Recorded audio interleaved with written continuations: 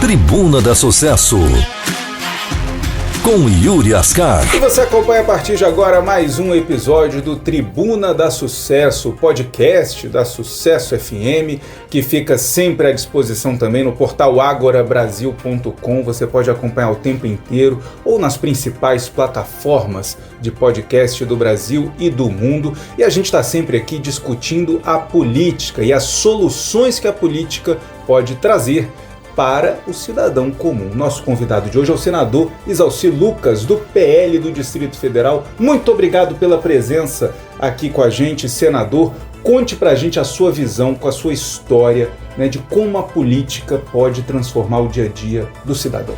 Bacana. Primeiro, Yuri, quero agradecer o convite de estar aqui com você, né, na Sucesso FM, essa emissora maravilhosa aí que tem um futuro brilhante pela frente aí. Olha, eu falo sempre, né? Quem não gosta de política vai ser governado por quem gosta. E na prática, tudo passa pela política, né? As políticas públicas, educação, saúde, segurança, só se resolve através da política. Então é muito importante a participação, né, o envolvimento, porque é o que a gente estava conversando aqui antes, né? A política é mais ou menos como funciona lá nos síndicos, né? Lá reunião de condomínio. Reunião de condomínio. Né? Normalmente muita gente não vai, mas depois reclama, decidem lá aumentar a taxa, fazer benfeitoria, aí o cara reclama. Por quê? Porque não participou. Na política é a mesma coisa. Se você não participar, não acompanhar, alguém vai decidir por você, né? E depois não adianta reclamar. Agora, também está complicado para o eleitor participar, né? Porque a gente tem alguns exemplos na política de decisões que são tomadas de cima para baixo, sem consultar a população, sem consultar quem usa aquele serviço, e que depois a gente vê que são decisões, claro, desastradas, porque não melhoraram em nada aquele serviço, porque é uma decisão tomada por quem não usa o serviço. A política não tem que se aproximar mais do cidadão, ouvir mais o eleitor. Exatamente. O que falta, na realidade, no Brasil e em Brasília é uma política de Estado e não de governo. O que nós temos no Brasil e em Brasília é política de governo. Cada governo que entra faz questão de acabar com tudo, principalmente aquilo que está funcionando bem, exatamente para os eleitores não lembrar de quem fez, né, ou lançou aquela política pública. Então a gente precisa retomar isso. Agora, quem pode mudar isso? O eleitor. Então, as pessoas precisam participar, acompanhar. Em quem você votou para deputado distrital? Muita gente esquece, né? Em quem você votou para federal, para senador? Porque ninguém caiu de paraquedas lá. Todos foram colocados pelo eleitor. Então, o que precisa avaliar é isso. Você tem que analisar em quem você votou, acompanhar os 4 anos do mandato, ver se ele fez aquilo que prometeu, né, se atendeu às suas expectativas, se honrou o seu voto, se não, por isso que de 4 em 4 anos tem eleição. Agora, cada eleição tem uma espécie de mini reforma eleitoral, com algumas regras, algumas atualizações, sim, mas uma grande reforma... Vamos de novo, só esse pedaço aí. Mas uma grande reforma política até hoje não foi feita, e um debate que a gente tem, por exemplo, é sobre esse voto que hoje temos de forma proporcional para deputado distrital, para deputado federal, que o eleitor vota na pessoa, a campanha é feita pelos, né, candidatos, então vote em mim, e ele acaba elegendo alguém, né, da legenda ou da coligação, né, hoje em dia das federações, né, na última reforma eleitoral não tem mais coligação, os partidos se unem em federações, e ele não percebe que às vezes ele gosta de um candidato, mas ele está votando e elegendo um outro completamente diferente. Nós conseguimos contornar parcialmente, né, porque quando nós criamos realmente o fim das coligações, porque antigamente aqui, por exemplo, aqui na cidade ocidental, eu me lembro muito bem na eleição de 2000 e pouco, o PCdoB coligou com democratas, com o PFL. Então você vê, você vota num comunista e elege um liberal. Ou ao contrário. Você vota no liberal e elege um comunista. Então, o fim das coligações, pelo menos, amenizou isso. Agora, o que ficou é que você, evidentemente, se tiver um puxador de voto no partido, ele acaba puxando outros candidatos com uma votação menor, mas naquele mesmo partido. Então, isso aconteceu muito, né? Aconteceu no caso Aqui em Brasília a gente tem o exemplo do Fred Linhares, pelo Republicano. Não, mas antes tem o Tiririca. Sim, São Paulo sempre Tiririca entrou, levou 5. Antigamente trouxe o Enéas, primeira eleição do Enéas, ele trouxe alguns que tiveram menos de 200 votos. Quando o Enéas foi candidato, nós tivemos inclusive era de Brasília, morava em São Paulo, mas ele era de Brasília, que foi eleito federal com 276 votos. Pois é. Então, não tem representatividade política, né? Aí o eleitor não se sente representado. Então, de fato, agora, amenizou porque, de fato, vocês botar no candidato do partido, não é? Você pode até eleger outros do partido. Mas, teoricamente, a ideologia era para ser a mesma. Em princípio, sim, né? A gente ainda tem muitos partidos, a gente precisa reduzir muito isso, porque grande parte dos partidos é copia e cola, eles pegaram o estatuto, você não tem programa, você não tem... Os partidos também não têm identidade, Não tem identidade, tem ideologia, tem nada. Porque a gente tem eleitor que torce pro Flamengo, torce pro Vasco, que é conservador, que é progressista, que acredita em uma coisa, o outro acredita em outra, e não existe, né, uma representatividade política clara para cada uma dessas ideologias. A maioria não tem identidade, então o eleitor realmente não sabe exatamente em quem está votando. Por quê? Porque não tem identidade. E é isso que nós temos que acabar. Por isso é que surgiu a cláusula de barreira também, que nós aprovamos, mas que ainda não está começando a dar o efeito agora, né? Porque, de qualquer forma, eu acredito que deve reduzir bastante agora o número de partidos. Porque aqueles que não tiverem atingido a cláusula de barreira, eles pedem recurso, eles pedem ter televisão. Então, uma tendência de diminuir o número de partidos. E o voto distrital, que em toda eleição ele é pensado, discutido, debatido, por que no Brasil ainda não pegou? Na prática, né, a gente tem uma série de distorções aí, né? Por exemplo, eu me lembro da Constituinte, onde foi feito um plebiscito sobre o regime, né? Se seria monarquia, se seria presidencialismo ou parlamentarismo. Acabou vencendo o presidencialismo. Mas a Constituição nossa é toda ela parlamentarista. Então você tem um regime, não é, presidencial com uma Constituição parlamentarista. Então eu particularmente defendo muito o parlamentarismo, porque ele tem essa questão da continuidade da política pública, né? Não interessa muito a pessoa, quem está conduzindo, mas sim o programa. Então o cara não está bem, tira o cara, mas os programas continuam. Aqui no presidencialismo nosso aqui é o contrário. Mudou o governo e eles fazem questão de acabar com todos os programas e criar novos programas. Além da falta de integração, né? Aqui cada ministério é como se fosse um governo diferente. Aqui em Brasília também, cada secretaria é como se fosse um governo diferente. E às vezes são adversárias, né?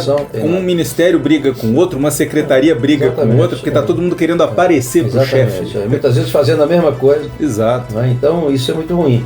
Mas falta exatamente isso, falta o norte, né? Onde é que nós queremos chegar? Porque toda política pública, ou todo governo tinha que ter assim, né? Onde é que nós vamos chegar? Qual é o projeto de nação que nós queremos? E aí vocês tiveram, por exemplo, o JK fez um governo maravilhoso. Ele definiu metas, né? Construiu Brasília, trouxe a indústria automobilística, a questão elétrica. Então ele definiu 5 metas e cumpriu as 5 metas. Hoje você não sabe nem qual é o objetivo desse governo que está aí, não sei.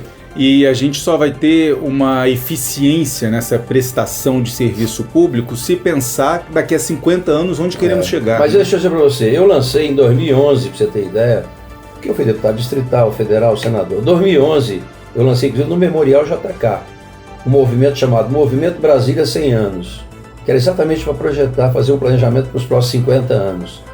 Depois fizemos todos pelo DF, fazendo reunião cidade por cidade, segmento por segmento. Durante a pandemia eu fiz o Repensar o DF, fiz mais de 200 reuniões virtuais, né, discutindo o DF. Tudo bem. Aí chega na eleição, quem quer discutir isso? Ninguém. Ninguém quer saber de saúde, educação e segurança. Eles querem saber, não é, muitas vezes, né, o que eles vão ganhar naquele momento. Né? Então chega um cara que tem grana, é o que acontece sempre, contrata aí 10 mil pessoas e diz, ó, R$1.000 para cada um aqui, né, para vocês trabalharem 45 dias. Aí o cara vota, sente na obrigação de votar, coloca e ainda família, arruma um monte amigos. de voto, arruma um monte de voto, o cara se elege, daqui 4 anos ele volta de novo, mesma coisa. O cara contrata mais de não sei quantas mil pessoas. E a gente vai, né, falta uma maturidade política também do eleitor, então. Na prática é isso, né? O eleitor precisa, né, ter essa noção da importância da política. Por isso que eu digo, quem não gosta vai ser governado por quem gosta. E falo sempre também, voto não tem preço, voto tem consequência. O cara votou errado, bicho, é 4 anos. Agora, se ele não acompanha, aí vai 8, 12, 14, 18, vai tomando. E o país vai perdendo. Você vê, a nossa educação é um caos. Eu estudei escola pública, cheguei no Guará, eu cheguei aqui em Brasília em 70 no Guará. Meu pai era vigia aqui na Praça do Chá, minha mãe foi servente da escola do Guará, onde eu estudei. Mas naquela época, nos anos 70, só entrava na UNB quem estudava escola pública.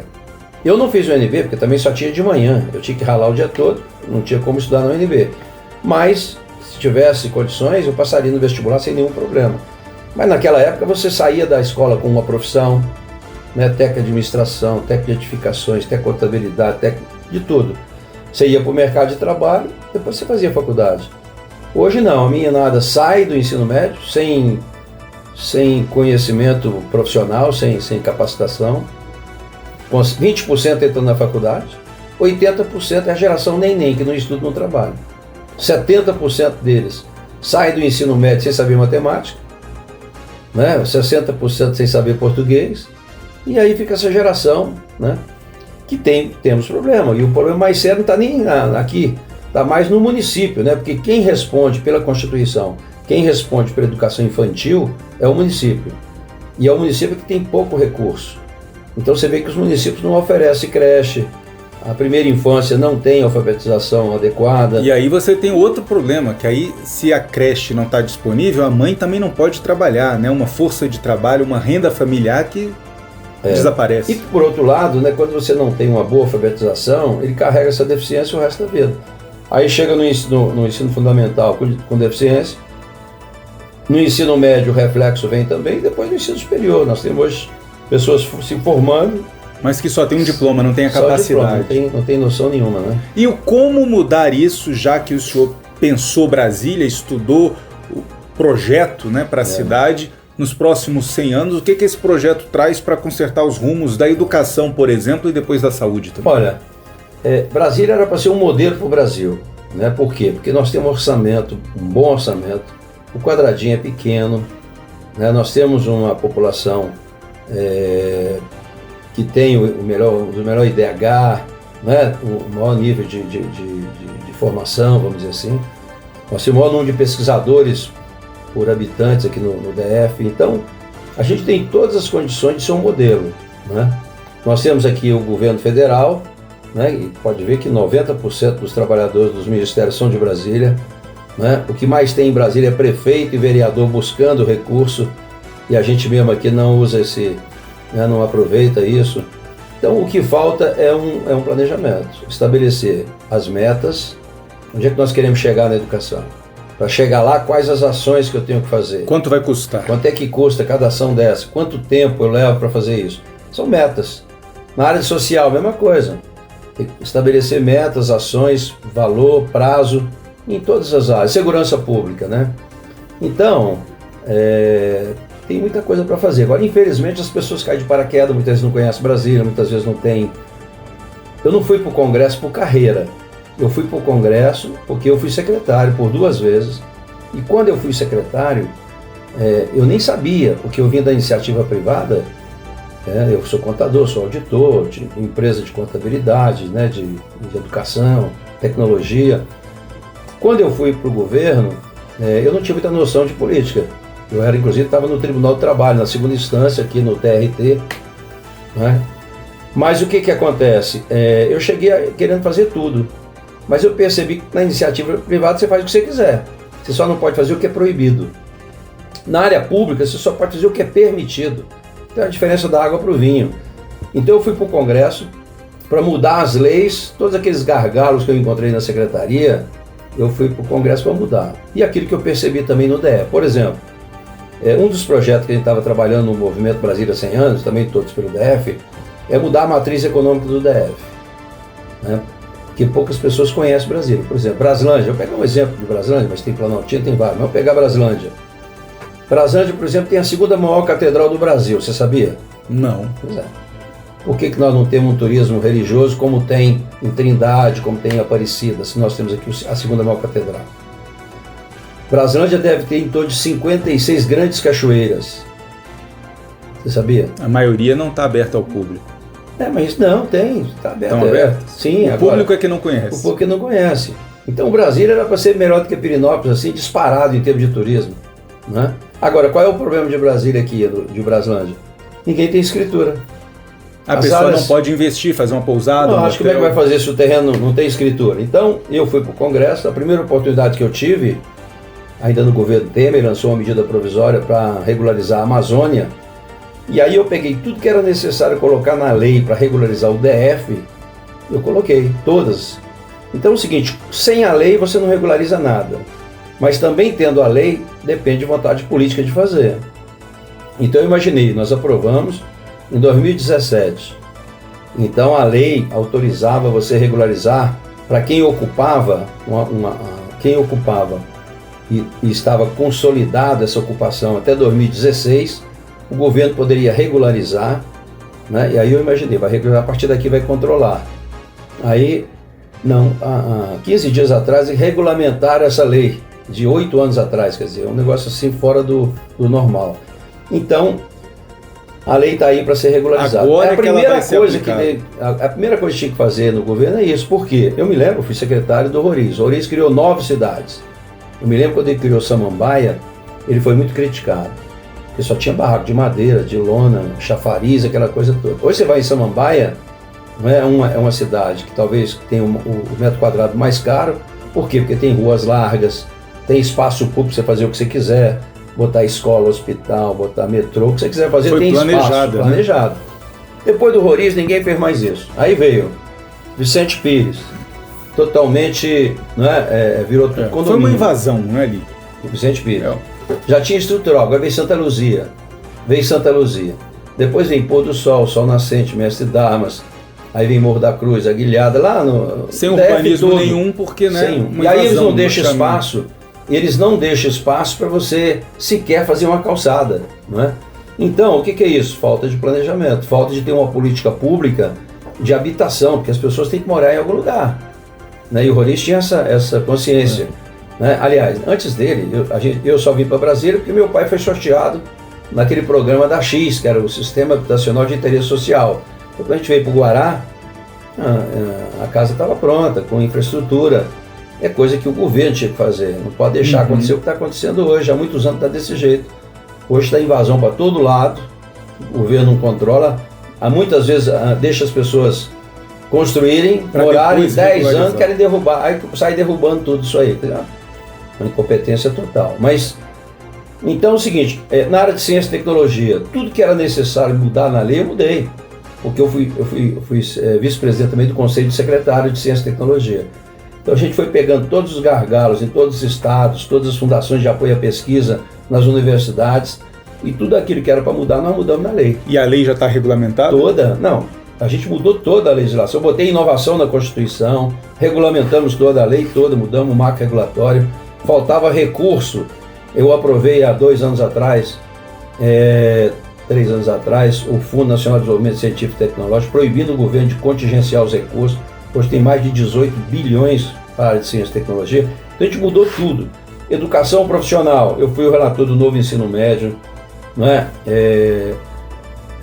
O Fundeb, que é o principal fundo da educação, eu fui o relator também, coloquei educação infantil, educação profissional. Então o que tinha que mudar nas leis para poder executar, eu fiz. Então o senhor acha Agora agora tem que ter a caneta para fazer. E aí é uma crítica ao governador Ibanez Rocha. Falta uma posição dele mais clara para resolver essas questões? Não, lógico, não tem planejamento nenhum, nunca teve, nem ele, nem os anteriores, né? nem Hollenberg, nem Agnello, nem ninguém. É mais do mesmo hoje. Mais do mesmo. O último que eu estou dizendo para você, no Brasil que eu conheci, o último que fez um planejamento com metas e acompanhou e fez, foi o JK. De lá para cá, não vejo mais. Então, a gente precisa consolidar isso. Educação é simples de fazer, mas tem que ter criatividade. Eu, quando estava na secretaria, por exemplo, nós começamos em 2007 a colocar educação integral. Eu era secretário de Ciência e Tecnologia e trouxe educação profissional para Brasília, para a minha secretaria. Não tinha em Brasília, na minha época, nenhum Instituto Federal em Brasília. A gente federalizou Planaltina e trouxe, hoje tem 11 institutos federais.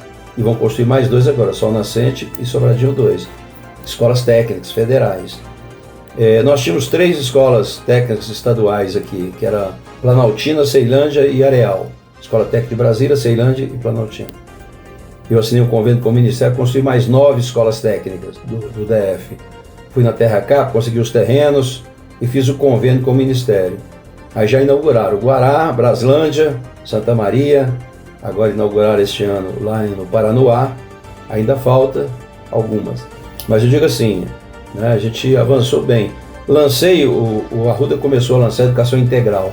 A gente chegou a quase 200 escolas com educação integral. Mas o governo não tinha condição de contratar professor.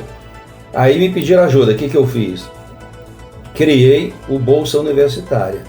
A gente dava uma bolsa integral para o aluno e ele dava uma contrapartida na escola pública. Então quem estava fazendo teatro do Sino ali, teatro, dava teatro no contraturno. Quem fazia educação física dava esporte. Era um professor voluntário, né? Uma espécie. Não, é um estágio, vamos dizer assim, né? Era bom para o aluno, que pegava experiência, quer dizer, ele estava na teoria na faculdade, pegava experiência, e era bom para o governo também, que ficava barato. E o que deu errado? Mudou o governo, acaba com tudo. Eu fiz o maior programa de inclusão digital do Brasil, que foi o DF Digital. Foram 600 mil certificações. Mais de 200 mil pessoas fizeram curso de informática e qualificação profissional. Lá atrás, quando nasceu lá o notebook. Quando saiu os notebooks, o que nós fizemos? Entregamos 33 mil notebooks para o pessoal da educação. Então, já preocupado com isso, eu dizia naquela época, o analfabeto não é quem não sabe ler e escrever. O analfabeto agora é quem não tem acesso à informação, à tecnologia, à internet. Então a gente fez vários programas disso, mas é o que você falou, que nós falamos há pouco, né? Muda o governo, acaba com tudo, né? E começa tudo de novo. E o senhor foi, né, tem o quê? 6 anos da eleição ao Senado, né? O senhor está aí, tem mais 2 anos de mandato. E foi uma campanha que o senhor estava enfrentando Cristóvão Buarque, né, outros nomes também conhecidos de Brasília, e ninguém apostava na eleição do senhor. Foi aquele azarão ali, né? Se tivesse as bets aí, esse mundo de aposta, era o que está valendo mais, era a eleição do senhor. No final das contas, o senhor foi eleito para surpresa de muita gente que viu o Cristóvão fora do Senado, depois de anos e anos de reeleição, né? Parecia que ele seria um senador eterno do Distrito Federal. E aí agora, quer dizer, desde então, né, desde que o senhor está no Senado, o senhor tem feito uma campanha muito grande rumo ao GDF, né? Foi candidato nas últimas eleições sem sucesso. E o que vai mudar das últimas eleições para a próxima para o senhor ser candidato de novo e ter um pouco mais de chance? Porque criticando o governador Ibanez Rocha e um partido que deve ser aliado do MDB na próxima campanha do DF, como é que o senhor vai se posicionar aí? Não, na prática tem muita água para rolar ainda, né? Essas coisas tudo tem a hora, tem, né, a composição que acontece normalmente. Lógico, na eleição passada eu tive dificuldade com relação ao partido, porque formou-se uma federação e houve uma briga porque foi mal conduzida o estatuto e gerou polêmica, foi para a justiça. Então ficou uma candidatura até o último dia com processo na justiça se era ou não candidato. Então isso comprometeu. Mas como estava no meio do mandato, não fazia diferença. Agora não, agora é para valer. Então agora, né, cada eleição é uma coisa diferente. O que a gente fez na eleição de senador é que a gente mostrou o que a gente estava fazendo, o que a gente fez e o que a gente estava fazendo. A experiência, né, inclusive o nosso slogan foi o senador que Brasília precisa. Porque na prática, o senador tem o papel de representar o Estado. A Câmara representa o povo, o Senado representa o Estado. Então, se você não tiver conhecimento, capacidade de articulação, o DF é muito prejudicado. Vou te dar um exemplo, coisa simples. Na pandemia, nós fizemos o presidente e a liderança prepararam um projeto de lei para ajudar os estados e municípios. Foram 46 bilhões para ajudar na época da pandemia.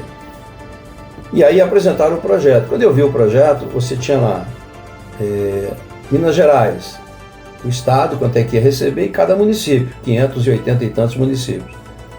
Aí quando chegou em Brasília, só DF, tantos milhões. E não tinha nada de município. Não recebemos nada. Se eu naquele momento brigasse com o senador, vamos tirar um pouquinho de cada um e jogar aqui dentro, ninguém concorda, é evidente que, né? Ninguém ia topar tirar dinheiro de um projeto, todo mundo já estava sabendo, todo mundo já tinha conhecimento, para depois tirar dinheiro para botar no DF. Então foi uma luta que tivemos e conseguimos então colocar mais recursos, além do que já estava, para atender o DF e como município, porque nós somos estado e município, né? Tem que ganhar dobrado nessa história. Então, o Fundo Constitucional, está cheio de problema o Fundo Constitucional. Estou até lançando uma campanha agora, eu apresentei uma PEC, né, a PEC 01 de 2025, porque o que acontece? Nós temos um fundo constitucional que hoje representa 40% da nossa receita. Já foi 60%, hoje é 40%. Então 40% do orçamento do DF é o fundo constitucional, dos quais 83% é para pagar folha pessoal. De segurança, saúde e educação. Saúde e educação. Só que o seguinte, o que aconteceu? Na Constituição de 88 nós não tínhamos eleição aqui. E porque desde o Império quem paga as contas da capital é a União. Só que a partir de 90 a gente passou a ter eleição. Então o que aconteceu? Quando o Cristóvão foi governador, o presidente era Fernando Henrique, era oposição. O Cristóvão todo mês tinha que ir lá no Ministério, tem que pagar isso, tem que pagar aquilo. Ele apresentava o boleto e o governo federal pagava o boleto que o governo do Distrito Federal era oposição, né? É normal você, aguarda aí, espera uma má vontade. Amanhã, assim. segunda-feira, quarta-feira. Eu acho que é assim. Então, em 2002, bem depois, nasceu então o Fundo Constitucional. No último ano da No último minuto ali, da última semana do Congresso, Fernando Henrique também do Roriz, então criaram o fundo. Só que o fundo, a Constituição de 88, ela diz assim, compete à União manter e organizar a segurança pública, Polícia Civil, Polícia Militar, Bombeiro, e auxiliar no funcionamento da educação e da saúde. Esse é o texto da Constituição. Mas compete à União. Então, manter e organizar. Lógico, a União nunca organizou nada, até porque não tem como a União organizar a segurança de Samambaia, Ceilândia. Não tem nem sentido. É algo para o governo local. Então, isso é governo local. Mas é o que está na Constituição. E aí, o que aconteceu? Teve vários problemas. O Agnello, por exemplo, quando foi governador, ele pediu a Dilma para trazer a gestão aqui para o DF. Fez uma confusão, porque o Fundo Constitucional interfere na receita corrente líquida da União, tem gasto de pessoal, eles têm que controlar tudo isso, o Tribunal de Contas acompanha isso aí. Quando ele trouxe para o DF, ele jogou numa rubrica só. Para quê? Porque você sabe que o Estado tem que aplicar 25% em educação. O que ele fez? Começou a pagar os ativos com a receita própria e os aposentados e pensionistas da educação e da saúde no Fundo Constitucional, para justificar os 25% da educação que tem que ser ativo. E apesar de ser tudo dinheiro, você não pode usar esse dinheiro para isso, né? Não pode, porque a Constituição diz auxiliar no funcionamento. Ninguém funciona na educação e saúde com aposentado e pensionista. Então já é um gargalo grande que teve que fazer, inclusive, e que gerou a crise financeira do Hollenberg depois para desfazer essa situação. Não, e até hoje vai pagar agora, fizeram um acordo, estão devolvendo aí 750 milhões por ano. Mas além disso, você tem a questão do imposto de renda, por exemplo. Quando você transfere para o município ou para o Estado, o Fundo de Participação de Estado e Município, quando ele paga o salário, o imposto de renda fica para o Estado e para o município também. O GDF estava fazendo a mesma coisa. Desde o início, sempre utilizou o imposto de renda dos servidores para a receita aqui do DF. Veio o tribunal e disse, não pode. Imposto de renda da União, não é do DF. Bilhões e bilhões. Conseguiram eliminar do Supremo, então está sobre essa discussão. Porque faz sentido, né? Quem está pagando é que tem que pegar de volta esse dinheiro. Mas na prática, na contabilidade, o GDF perde muito dinheiro. Não, e o pior, nós temos hoje, para você ter ideia, em 2009, tem uma lei de 2009 que estabelece o nosso contingente da segurança. Então era para a gente ter em 2009 18 mil policiais, 18.800 e pouco. Não temos até hoje. Hoje nós temos 10. Não, já tivemos, muito mais. Hoje nós temos 10. Polícia Civil a gente era para ter 9 e pouco, temos 4,5, é metade. Bombeiro também é metade. Como é que aumenta esse número? Como é que faz isso? O governo local manda uma mensagem lá para a Casa Civil, a Casa Civil analisa, se concorda, manda para o Congresso muda a lei orçamentária, volta para o Palácio, eles fazem uma medida provisória, e aí tanto o concurso quanto o reajuste. Então, é uma confusão danada, né? Porque caberia, como os outros governos, quem comanda tudo isso é o governador. Aqui não, você tem que tomar iniciativa, tem que ser ele que tem que tomar iniciativa. Não basta o governo federal querer fazer. Mas precisa da autorização do governo federal. Então, o que eu estou fazendo? Estou fazendo o seguinte, eu mantive a mesma redação assim, compete à União transferir o recurso para o GDF para manter e organizar, a mesma redação. E garanto também no texto da Constituição a correção da receita corrente líquida. Porque por duas vezes, 2023 e 2024, tentaram mudar o critério de correção do fundo, que seria um prejuízo imenso para nós. Mas quando se fala em fundo, é difícil ter o apoio de outros estados. E no Senado somos 3 do Distrito Federal e mais 78 de outros estados. Não é difícil, tanto é que nós ganhamos. O que aconteceu? 2023, no arcabouço fiscal, o relator tomou a iniciativa de colocar o Fundo Constitucional dentro do arcabouço. E o secretário disse que teve um prejuízo de 80 bilhões, não sei o quê, não convenceu a Câmara. Os técnicos da Câmara disseram que não era nada daquilo. Aí o que eles fizeram? Fizeram o parecer deles e aprovaram. Aprovou na Câmara a inclusão do fundo no arcabouço. Quando foi para o Senado, eu também sou contador, eu fiz o levantamento. Olha, se a gente aplicasse esse arcabouço desde o início do fundo 2002, da forma como está no arcabouço, nós estaríamos recebendo hoje 11 bilhões. E nós recebemos 25. Nós estaríamos recebendo menos da metade. Com esses dados e com as articulações também com os senadores, a gente conseguiu reverter no Senado. Aí voltou para a Câmara e eles acataram o Senado. Então a gente conseguiu tal. 2024, o governo resolveu mandar no pacote fiscal a mesma coisa. Para alterar o limite a correção. de correção. Mas de passar pelo IPCA em vez de ser pela receita corrente líquida.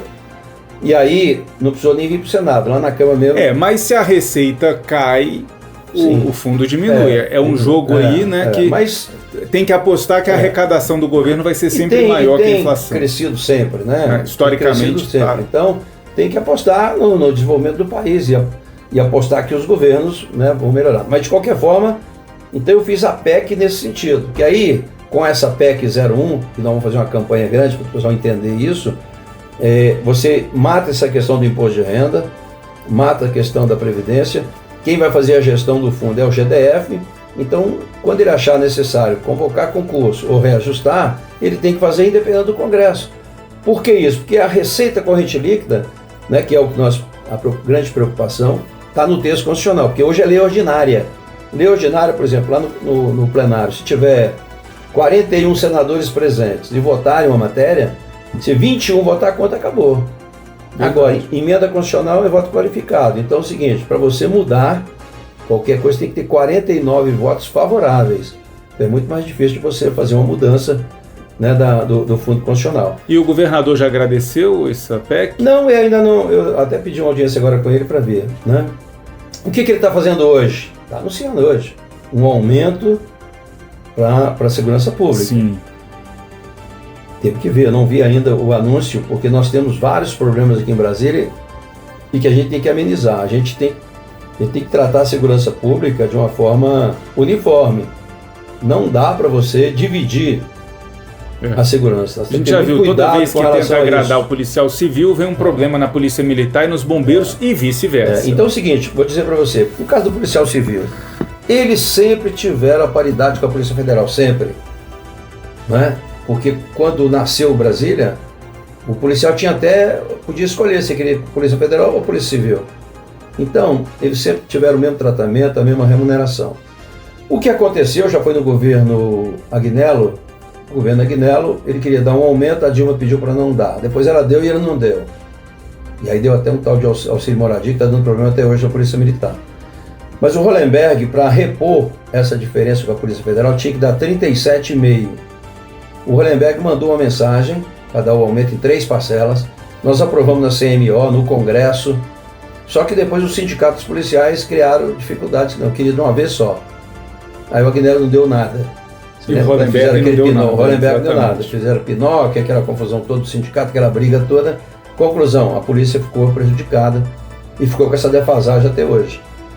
Então, foi dado, a gente conseguiu um aumento um pouco maior. O governo federal deu 9%, a gente deu 18%, né? A gente brigou lá, conseguiu 18%, mas de qualquer forma é uma defasagem muito grande no salário dos servidores do DF. O DF já não paga mais como antigamente. Hoje, Goiás paga muito melhor. Aliás, nós estamos em 17º lugar, talvez. Já foi o mais bem pago policial. E as pessoas acham que a gente ganha ainda. Então, o que acontece? O governo diz que está mandando, mas quando chegar lá, eles ainda vão analisar, vão mandar para o Congresso, vai ver se vai dar esse aumento ou mesmo. Então, aí fica essa briga. O governo local, eu mandei. Aí o outro lá, não dá para dar. E aí quem sai prejudicado é o servidor. Então, essa PEC, ela resolve definitivamente tudo isso. E essa PEC vai te colocar no jogo para 2026 para ser o candidato da direita em uma eleição que parece um cenário fragmentadíssimo, com a vice-governadora Celina Leão tentando ser candidata, com Damares Alves, senadora do Republicanos, dizendo não sou candidata, e quando alguém tem que ficar anunciando que não é candidato, a gente sabe que na política o sinal pode ser meio trocado. Né? E Michele Bolsonaro entrando no jogo aqui em Brasília. Como é que o senhor está vendo essa possibilidade aí de ser o nome da direita, ou se pode sair fragmentada mesmo? Bem, na prática é o seguinte, o PL hoje tem um objetivo, fazer maioria no Senado, exatamente para contrapor as questões do Supremo, que tem avançado muito nas competências e nas prerrogativas do Senado. E o Hugo, que é o novo presidente da Câmara, disse um negócio muito interessante na posse dele. Primeiro, não há democracia se não tiver os 3 poderes. Um poder só não é democracia. 2 poderes também não é democracia. Então não dá para o Supremo ficar invadindo as prerrogativas, e muito menos o Executivo. Então, a gente vai, eu tenho certeza que agora nessa nova gestão, a gente vai restabelecer, né, essa harmonia entre os poderes, e aí eu acho que muita coisa vai mudar com relação a isso. Então a tendência nossa aqui do PL é colocar Michele e Bia para o Senado. As duas como candidatas ao Senado para eleger as duas. E o Ibanez nessa história fica fora da aliança. Ele pode disputar, não sei. Né? Aí, é o problema do partido dele, do MDB, não é o problema do PL. A expectativa é essa, né? Agora, tem que aguardar, né? Porque quer dizer, o recado é claro, o PL não precisa do Ibanez na eleição de 2026, é isso? Não é que não precisa, né? Na prática, sim. Se o objetivo é contrapor o Supremo Tribunal Federal, né, a questão das prerrogativas, o Ibanez tem esse perfil de contrapor? Acho que não, né? Foi presidente da OAB, advogado, lida com o Supremo já há muito tempo. Então não sei, mas eu sei o seguinte: nós vamos discutir isso ainda, nós estamos, né, ainda na fase, tem 2 anos ainda, né, 1 ano e alguns meses para a gente debater isso. Mas também não basta querer, você tem que mostrar que é viável. Então a gente vem trabalhando, né? Evidente que eu fui para o PL, eu estava em outro partido que eu tinha garantia da legenda, né? Fui nessas condições, conversei com todos, e eu espero que a coisa dê certo, que esse é o meu objetivo. Meu objetivo é realmente poder executar e transformar Brasília como uma referência na política pública do Brasil. Perfeito. Muito obrigado pela participação aqui com a gente, senador Exalci Lucas, do PL do Distrito Federal.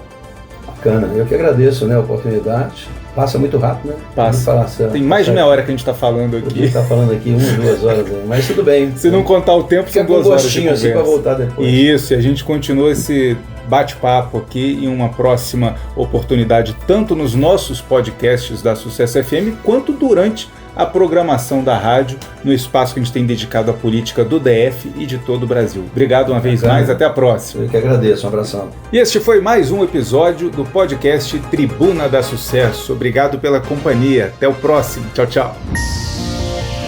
Tribuna da Sucesso